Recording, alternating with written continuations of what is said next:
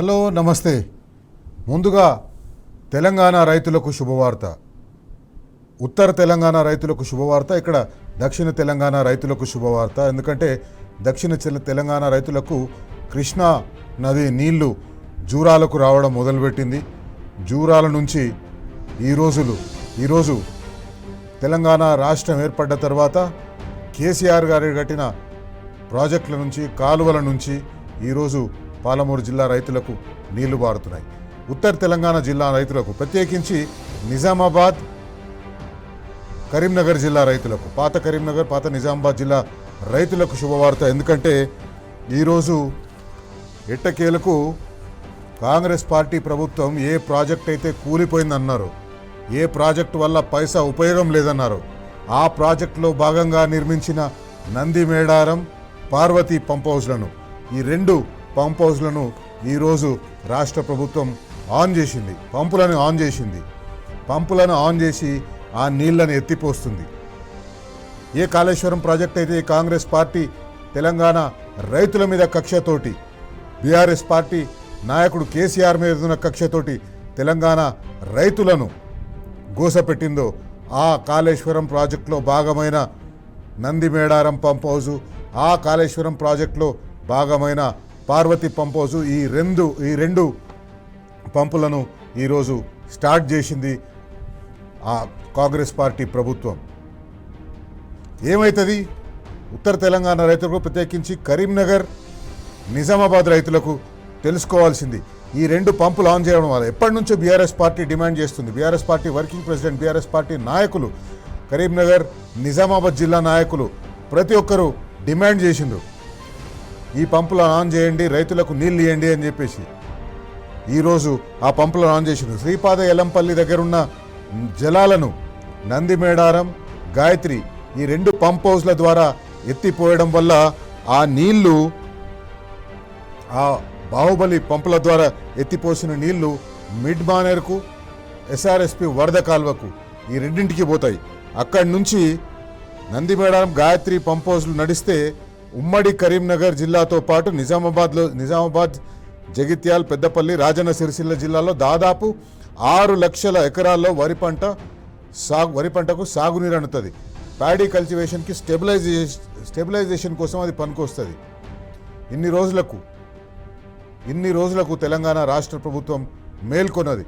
మీరు కాళేశ్వరం కూలిపోయిందని మీరు చెప్పండి, కానీ ఆ కాళేశ్వరం ప్రాజెక్టులో భాగంగా కట్టిన ఈ పంప్ హౌస్లే కదా ఈరోజు తెలంగాణ రైతులకు, నిజామాబాద్, కరీంనగర్ జిల్లా రైతులకు వ్యవసాయానికి నీరు అందిస్తుంది, సాగునీరు అందిస్తుంది. శ్రీపాద ఎల్లంపల్లి ప్రాజెక్టు దగ్గర ఉన్న నీళ్లను నంది మేడారం,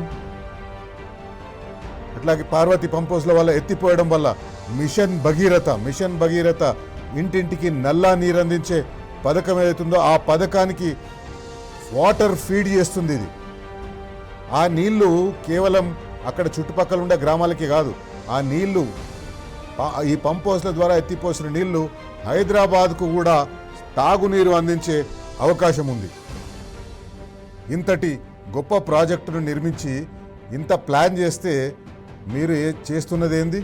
కూలిపోయిందని అనవసరంగా ప్రజలను భ్రమపెట్టి, ప్రజలను మాయ చేసి, మభ్యపెట్టి, వాళ్ళకి నీళ్ళు ఇవ్వకుండా ప్రయత్నం చేసి, కాళేశ్వరం ప్రాజెక్టుని కేసీఆర్ కట్టి తప్పు చేసిండు అని ఒకటి ప్రూవ్ చేసేందుకోసం ఇన్ని రోజులు మీరు పడ్డ తపన ఈరోజు ఆ నీళ్లలో కొట్టుకపోయింది. ఆ కాళేశ్వరం నీళ్లలోనే కొట్టుకపోయింది, ఆ గోదావరి నీళ్లలో కొట్టుకపోయింది. ఆ నీళ్ళన్నీ ఇప్పుడు కరీంనగర్, నిజామాబాద్ జిల్లా రైతులకు పంటలు దడుపుతాయి, వాళ్ళ బీళ్లకు మల్లుతున్నాయి ఈ నీళ్లు. ఇది నేను ముందుగా ఈరోజు మీకు చెప్పదలుచుకున్నది. తెలంగాణ రాష్ట్ర ప్రభుత్వం, తెలంగాణ రాష్ట్రం ఏర్పడ్డ తర్వాత తొలి ముఖ్యమంత్రి కేసీఆర్ గారు ఎంత దూరదృష్టితోటి ఆలోచన చేసి ఈ పని చేసిందో తెలంగాణ రైతులకు అందరికీ తెలవాలి. తెలంగాణ రైతులు ప్రత్యక్షంగా చూస్తున్నారు, ప్రత్యక్షంగా వాళ్ళ పంటలకు నీళ్లు వస్తున్నాయి, వాళ్ళ పంటల మధ్యల నుంచి పోతున్న కాలువలలో నీళ్లు బారుతున్నాయి. ఇప్పుడు అడుగుదాం కాంగ్రెస్ పార్టీ నాయకుల్ని, బరాబర్ అడుగుదాం, ఇప్పుడు కూడా మీరు కూలేశ్వరమే అంటారా? ఇప్పుడు కూడా కూలిపోయిందని అంటారా? మీకు చేత కాదు ఇట్లాంటి ప్రాజెక్టులు కట్టడం. ప్రాజెక్టులు కట్టిన వాళ్ళని మభ్యపెట్టడం చేతనైతే, ప్రాజెక్టులను కట్టిన వాళ్ళని మీరు సతాయించడం మీకు చేతనైతుంది. రైతులను సతాయించడం చేతనైతుంది, కానీ ఇట్లాంటి ఒక ప్రాజెక్టు కూడా కట్టే చేత మీకు కాదు. రైట్, ఈరోజు మన టాపిక్లోకి వద్దాం. ఈరోజు మనం చర్చించాలనుకున్న విషయం, ఈరోజు తెలంగాణ రాష్ట్ర ప్రజలందరికీ తెలవలసిన విషయం, ప్రత్యేకించి హైదరాబాద్లో ఉండే పేదలకందరికీ తెలవలసిన విషయం. కాంగ్రెస్ పార్టీ ప్రభుత్వం హైదరాబాద్లో 1,00,000 ఇళ్ళు కట్టిస్తామని చెప్పేసి వాగ్దానం చేసింది. 1,00,000 ఇళ్ళు కట్టిస్తే మేము 1,00,000 ఇళ్ళు కట్టించకపోతే మేము ఎన్నికలలో పోటీ చేయము, లేకపోతే ఎన్నికలకు పోము అని చెప్పింది. కాంగ్రెస్ పార్టీ చెప్తున్న ఈ 1,00,000 ఇళ్ళ భాగోతం, కాంగ్రెస్ పార్టీ కడుతున్నది ఈ 1,00,000 సింగిల్ బెడ్రూమ్ ఇళ్ళు. ఈ కేసీఆర్ దూరదృష్టితోటి ఒక డబుల్ బెడ్రూమ్ ఇల్లు ఉండాలి పేదలకు. ఇంటికి ఎవరైనా చుట్టాలు వచ్చినా, అల్లుడు వచ్చినా ఒక బెడ్రూమ్లో సరిపోదు, 2 బెడ్రూమ్లు ఉండాలని దూరదృష్టితోటి 2 బెడ్రూమ్లు కడితే కాంగ్రెస్ పార్టీ ఇప్పుడు సింగిల్ బెడ్రూమ్ ఇళ్లను కడుతుంది. ఆ సింగిల్ బెడ్రూమ్ ఇళ్ళ కూడా 6 లక్షల రూపాయలు తీసుకుంటుంది. 10,100 రూపాయలు అప్లికేషన్ల కోసం కేసీఆర్ ఒక నయా పైసా తీసుకోకుండా పేదలకు ఇళ్ళు ఇచ్చేస్తుంటే కాంగ్రెస్ పార్టీ వచ్చి మేము 1,00,000 ఇళ్ళు కడుతున్నామంటే అందరు అనుకున్నారు వీళ్ళు ఏదో ఉచితంగా కట్టిస్తారనుకున్నారు, కానీ ఉచితంగా కట్టిస్తలేరు. 6 లక్షల రూపాయలు తీసుకుంటున్నారు పేద బడుగు బలహీన వర్గాల దగ్గర. కేసీఆర్ గారు 1,50,000 2 లక్షల లోపు ఆదాయం ఉన్న పేదలకు డబుల్ బెడ్రూమ్ ఇళ్ళు నిర్మించి ఇవ్వాలని, ఒక నయా పైసా తీసుకోకుండా నిర్మించి ఇవ్వాలని ఆలోచన చేస్తే ఈరోజు కాంగ్రెస్ పార్టీ ప్రభుత్వం 6 లక్షలు కట్టించుకొని సింగిల్ బెడ్రూమ్ ఇళ్ళని ఇచ్చే ప్లాన్ చేస్తుంది. బీఆర్ఎస్ పార్టీ అధికారంలో ఉన్నప్పుడు డబుల్ బెడ్రూమ్ ఇళ్ళు తెలంగాణ హైదరాబాద్లో మొత్తం తెలంగాణలో దాదాపు 2,63,000 డబుల్ బెడ్రూమ్ ఇళ్ళు కట్టించడం కోసం ప్రణాళికలు చేసి 1,63,000 ఇండ్లు పూర్తి చేసి దాంట్లో చాలా మటుకు లబ్ధిదారులకు ఇచ్చేస్తే ఈరోజు కాంగ్రెస్ పార్టీ వచ్చి ఏం చేస్తుంది, డబుల్ బెడ్రూమ్ ఇండ్లలో కాంగ్రెస్ పార్టీ దొంగలు పడ్డారు. కాంగ్రెస్ పార్టీ ఈ డబుల్ బెడ్రూమ్ ఇండ్లని వాళ్ళ దగ్గర పనిచేసే సిబ్బందికి లేదా వాళ్లకు కావలసిన వాళ్ళకి అప్పనంగా ఇచ్చేస్తుంది. కేసీఆర్ గారు ముఖ్యమంత్రిగా ఉన్నప్పుడు కట్టించిన డబుల్ బెడ్రూమ్ ఇళ్లను లాటరీ ద్వారా లబ్ధిదారులను ఎంపిక చేసిండ్రు. చాలామంది ఎమ్మెల్యేలు మంత్రులు పోయి అడిగిండ్రు కేసీఆర్ గారిని, దీంట్లో మంత్రుల కోటా ఉండాలి, దీంట్లో ఎమ్మెల్యేల కోటా ఉండాలని. కేసీఆర్ గారు ఖచ్చితంగా పక్కన పెట్టేసిండు, దాన్ని రూల్ అవుట్ చేసేసిండు. మంత్రులు ఎమ్మెల్యేల కోటాలు ఉండవు, అందరికీ సమానంగా లాటరీ ద్వారా ఎంపిక చేసి లాటరీలో ఎవరి పేర్లు వస్తే వాళ్ళకే ఇస్తాం, అది కూడా మహిళలకే ఇస్తామని కేసీఆర్ గారు మంత్రులు ఎమ్మెల్యేలను కూడా పక్కన పెట్టేసిస్తే ఈరోజు కాంగ్రెస్ పార్టీ అధికారంలోకి వచ్చిన తర్వాత ఏం చేస్తుంది, మంత్రులు ఎమ్మెల్యేలు ప్రభుత్వ ఆఫీసుల్లో పనిచేస్తున్న వాళ్ళు కలెక్టర్లు ఎంఆర్ఓలు రికమెండ్ చేసిన వాళ్ళకి కేసీఆర్ కట్టించిన డబుల్ బెడ్రూమ్ ఇళ్లను ఇచ్చేస్తుంది. ఎంత దుర్మార్గం అంటే కూకట్పల్లి నియోజకవర్గంలో నివసించే పేదలను ప్రభుత్వం ఎట్లా పొట్టగొడుతుందంటే కైతలాపూర్లో డబుల్ బెడ్రూమ్ ఇండ్లను నిర్మించింది.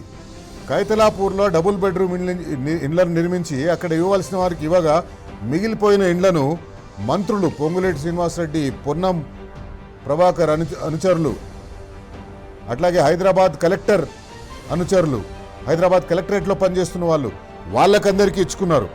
మన దగ్గర ఒక లిస్ట్ ఉంది ఎవరెవరికి ఇచ్చింది అనేది. పేదలు బడుగు బలహీన వర్గాల వారికి ఇవ్వవలసిన ఇండ్లను వీళ్ళు ఎవరికి ఇస్తున్నారు, ప్రభుత్వ ఆఫీసుల్లో పనిచేస్తున్న వాళ్ళకి ఇస్తున్నారు. వాళ్ళు అవుట్సోర్సింగ్ కానివ్వండి, రెగ్యులర్ కానివ్వండి, ప్రభుత్వ ఆఫీసుల్లో అవుట్సోర్సింగ్గా పనిచేస్తున్న వాళ్ళకైనా కనీసం సంవత్సరానికి 3 నుంచి 4 లక్షల రూపాయల జీతం వస్తుంది వాళ్ళకి డబుల్ బెడ్రూమ్ ఇళ్ళు కేటాయిస్తున్నారు. మనం ఒకసారి చూసుకుంటే మీరు స్క్రీన్ మీద చూస్తున్నారు లిస్టు. ఆ లిస్టులో ఎవరికి ఇచ్చిండ్రు, జి సునీత రేణుక అంట. ఆమెకు అడ్రస్ లేదు, ఆధార్ కార్డు లేదు, ఫోన్ నంబర్ లేదు, ఏం లేదు. ఎస్సీ ఎస్టీ అన్నారు, కైతలాపూర్లో ఇచ్చిండ్రు A161 ఇంటి నంబరు. సురేష్ కుమార్ మడ నుంచి ఈయనకు పొన్నం ప్రభాకర్ మంత్రి గారు రికమెండ్ చేసిందని ఈయనకు ఇల్లు ఇచ్చిండ్రు. వై దేవి కళ్యాణి కుత్బుల్లాపూర్ ఎంఆర్ఓ కార్యాలయంలో అవుట్సోర్సింగ్ సిబ్బంది అంటే ఈమె కుత్బుల్లాపూర్ ఎంఆర్ఓ కార్యాలయంలో అవుట్సోర్సింగ్ సిబ్బందిగా పనిచేస్తుంది, ఆమెకి ఇచ్చిండ్రు. ఎం ప్రత్యూష కుత్బుల్లాపూర్ ఎంఆర్ఓ కార్యాలయంలో అవుట్సోర్సింగ్ సిబ్బంది, వీళ్ళిద్దరు కూడా. వి సుదర్శనమ్మ, ఈమె మంత్రి పొంగులేటి శ్రీనివాసరెడ్డి రికమెండ్ చేస్తే ఈమెకి ఇచ్చిండ్రు. మాజీ పిసిసి అధ్యక్షుడు డి శ్రీనివాస్, ఆయన అల్లుడు రికమెండ్ చేస్తే కూడా ఒకరికి ఇచ్చిండ్రు. డి శైలజ, ఆమెకు ఒకటి ఇచ్చిండ్రు. సరారాణి, ఆమెకు ఒక ఇల్లు ఇచ్చిండ్రు. రాచమల్ల జనార్దన్, హైదరాబాద్ కలెక్టర్ మరియు రంగారెడ్డి జిల్లా కలెక్టర్లు రికమెండ్ చేసి ఆయనకి ఇల్లు ఇప్పించిండ్రు. గౌసియా బేగం, కలెక్టర్ సిబ్బంది రికమెండ్ చేసిందని ఆమెకి ఇల్లు ఇచ్చిండ్రు.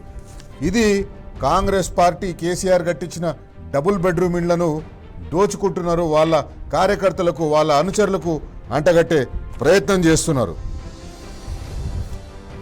అట్లాగే మనం ఒకసారి చూస్తే ఖమ్మంలో నివసిస్తున్న మహిళకు ఒక ఆమెకు కూకట్పల్లిలో ఇల్లు ఇచ్చిండ్రు. కేసీఆర్ కేవలం మహిళలకు మాత్రం ఇల్లు ఇవ్వాలంటే వీళ్ళు ఇచ్చిన దాంట్లో మగవాళ్ళు కూడా ఉన్నారు, మగవాళ్ళకు కూడా ఇల్లు ఇచ్చిండ్రు. ఖమ్మంలో నివసిస్తున్న ఒక మహిళకు కూకట్పల్లిలో ఇల్లు కేటాయిస్తారు. ఎండోమెంట్ కమిషనర్ తరఫున మరొకరికి డబుల్ బెడ్రూమ్ ఇల్లు కేటాయిస్తారు. కుత్బుల్లాపూర్ తహసీల్ ఆఫీస్లో పనిచేస్తున్న మహిళకు డబుల్ బెడ్రూమ్ ఇల్లు. ఇట్లా మంత్రులు, కలెక్టర్లు వీళ్ళందరూ వాళ్ళకు కావాల్సిన వాళ్ళకి ఇల్లు ఇచ్చేసుకుంటున్నారు. పేదలను మాత్రం మీరు 6 లక్షల రూపాయలు కట్టండి, మీకు సింగిల్ బెడ్రూమ్ ఇల్లు వస్తుందని వాళ్ళను మాయ చేస్తున్నారు. పేదల సొంతింటి కలను వీళ్ళు దూరం చేస్తున్నారు. అట్లాగే కైతలాపూర్లో 145 డబుల్ బెడ్రూమ్ ఇండ్లుంటే అక్కడ నాలా పక్కన నివసిస్తున్న అమృత్ నగర్ తాండావాసులకు ఇవ్వాలని కేసీఆర్ సంకల్పించిండ్రు. దాన్ని ఇప్పుడు వీళ్ళు రాష్ట్రంలో ఎక్కడెక్కడి నుంచో తీసుకొచ్చి వాళ్లకు డబుల్ బెడ్రూమ్ ఇండ్లు ఇస్తున్నారు. అందుకే ఈరోజు మనం ఆ హైదరాబాద్లో ఉండే పేదల పక్షాన బరాబర్ అడగాలి, కాంగ్రెస్ పార్టీ ప్రభుత్వాన్ని నిలదీయాలి. ఏ హైదరాబాద్ ఇన్ఛార్జ్ మంత్రి పొన్నం ప్రభాకర్ ఉన్నాడో ఆయనని నిలదీయాలి. ఏ ఇళ్లు కట్టిస్తామని చెప్తున్న గృహ నిర్మాణ శాఖ మంత్రి పొంగులేటి శ్రీనివాసరెడ్డి ఉన్నాడు, ఆయనను నిలదీయాలి. వీళ్ళిద్దరికీ సపోర్ట్ చేస్తున్న ముఖ్యమంత్రి రేవంత్ రెడ్డిని బరాబర్ అడగాలి. బరాబర్ అడుగుదాం. ఈరోజు మన కార్యక్రమంలో వీళ్ళని వదిలిపెట్టేది లేదు, అడుగుతానే ఉందాం. పేదల కోసం ఉచితంగా ఇళ్లు కట్టి ఇవ్వాల్సింది పోయి వాళ్ళ దగ్గర మీరు 10,000 రూపాయల అప్లికేషన్ ఫీజు తీసుకొని 6 లక్షల రూపాయలు కట్టించుకొని మీరు వాళ్ళకి ఇల్లు కట్టిస్తామంటున్నారు. ఎప్పుడు కట్టిస్తారో తెలియదు. ఇంకొకటి ఏంటంటే దాదాపు వారం 10 రోజులు అవుతుంది అప్లికేషన్ ఫామ్స్ తీసుకోవడం మొదలుపెట్టి. పేద ప్రజలు ఎవరు ముందలకు వస్తలేరు. ఈ రోజు వరకు చూసుకుంటే కేవలం 10,000 అప్లికేషన్లు మాత్రమే వచ్చినాయి. 10,000 రూపాయలు కట్టడం కూడా స్తోమత లేని నిరుపేదల దగ్గర మీరు 10,000 రూపాయలు కట్టించి అప్లికేషన్ పెట్టమంటే ఏడబెడతారు. అదే మీరు పేదలకు ఉచితంగా ఇస్తామని చెప్పేసి అంటే ఈ పాటికి మీకు 1,00,000 అప్లికేషన్లు వచ్చేటివి. అందుకే బరాబర్ అడుగుదాం. ముఖ్యమంత్రి రేవంత్ రెడ్డి గారు, గృహ నిర్మాణ శాఖ మంత్రి పొంగులేటి శ్రీనివాసరెడ్డి గారు, హైదరాబాద్ ఇన్ఛార్జ్ మంత్రి పొన్నం ప్రభాకర్ గారు కేసీఆర్ పేదల కోసం కట్టించిన డబుల్ బెడ్రూమ్ ఇండ్లతో మీరెందుకు దందా చేస్తున్నారు? మీరెందుకు దాంట్లో మీ అనుచరులను జోరిపిస్తున్నారు? అర్హులైన పేదలకు ఇవ్వకుండా పైరవికారులకు ఎందుకు ఇస్తున్నారు? బరాబర్ అడుగుదాం.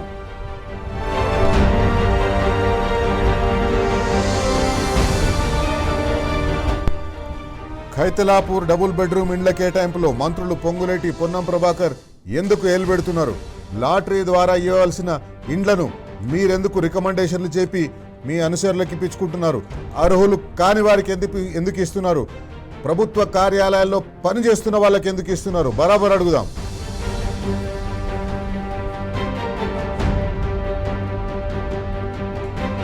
కేసీఆర్ నయా పైసా తీసుకోకుండా 1,50,000 డబుల్ బెడ్రూమ్ ఇండ్లను పేదలకు ఇస్తే మీరు ఇందిరమ్మ ఇండ్ల పేరుతోటి మీరు పేదలకు ఇస్తామంటున్నారు. 6 లక్షల ఆదాయం లోపల ఉన్న వాళ్ళకి ఇస్తామంటున్నారు. 6 లక్షలు కట్టించుకొని ఇస్తామంటున్నారు. ఎందుకు? బరాబర్ అడుగుదాం.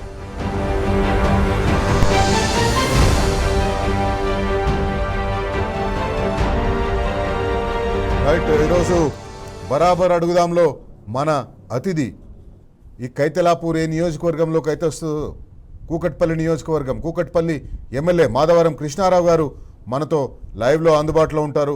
హైదరాబాద్లో డబుల్ బెడ్రూమ్ ఇండ్ల పేరు మీద కాంగ్రెస్ పార్టీ చేసిన మోసాన్ని ఆయనతో కలిసి బరాబర్ అడుగుదాం. కోసం ప్రభుత్వం ఉచితంగా కట్టి ఇవ్వవలసిన ఇళ్లను ప్రభుత్వం దందా చేస్తుంది, ప్రభుత్వం వ్యాపారం చేస్తుంది. ఇళ్లనైతే కేసీఆర్ డబుల్ బెడ్రూమ్ ఇళ్లను కట్టించి పేదలకు ఉచితంగా ఇచ్చే ప్లాన్ వేసిండో ఆ ఉచితంగా ఇవ్వవలసిన డబుల్ బెడ్రూమ్ ఇళ్లను కట్టించి పూర్తయిన డబుల్ బెడ్రూమ్ ఇళ్లను ఈరోజు కాంగ్రెస్ పార్టీ దందా చేస్తుంది.